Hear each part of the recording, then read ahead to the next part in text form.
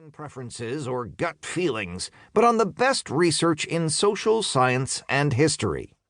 Whatever your politics, if you've ever wondered about what it takes to succeed as President of the United States, this book is for you. 1. The Fateful Choice.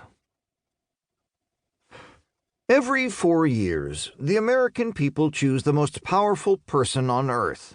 They do it using a system created by the Founding Fathers in the 1780s based on the theories of Enlightenment philosophers and their knowledge of the Roman Republic.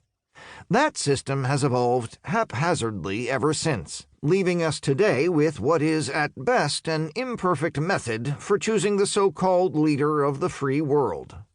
The 45 men, and to date they have all been men, who have held the presidency have varied in party, education, social class, and personality. They present a dizzying array of temperaments, styles, and capabilities.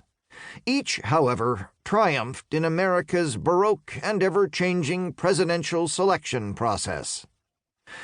It's worth asking, then, how good is that process? How well does it select the best and avoid the worst from among all the people who, in Benjamin Disraeli's immortal phrase, are struggling to reach the top of the greasy pole? Given everything we've learned in the more than 2 centuries since the Constitution was written, can we improve it? Can we do a better job of evaluating candidates so that we elect better presidents? Perhaps even more importantly, can we avoid disastrous ones? I've been studying how leaders are selected, with a particular focus on the presidency, for more than a decade. My research reveals that the system we have is not even close to good enough. It's far too easy for someone to be elected who is completely unable to do the job.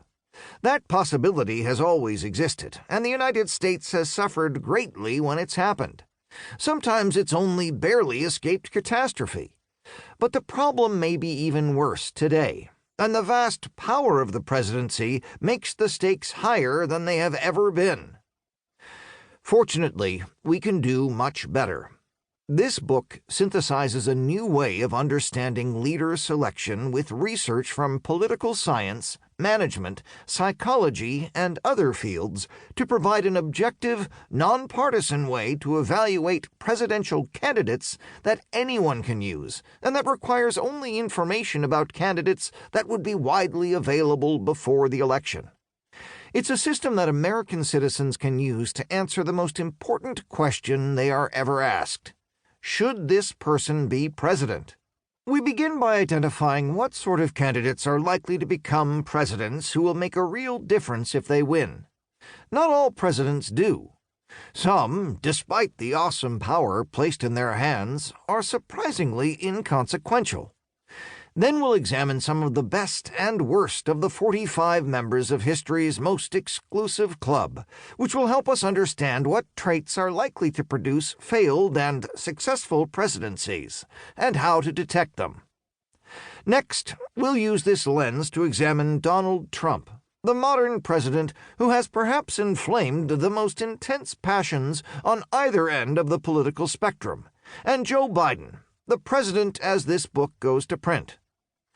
Finally, I suggest some plausible reforms to the way we nominate candidates and changes to the powers of the presidency that might help us improve the quality and performance of future presidents. This quadrennial choice, especially in times of crisis, can have an outsized impact not only on the lives of Americans, but on inhabitants of the entire globe. For all our sakes, Americans need to make the right choice, and the framework I lay out here aims to help us achieve that lofty goal. Do leaders really make a difference? But do presidents actually matter? And if so, how much? Candidates and partisans certainly care. But if you aren't actually involved in government or politics, does the identity of the president really make much difference in your life? Modern American political parties are far more ideologically distinct than they were even a generation ago, so Republican presidents will enact different policies than Democratic ones for sure.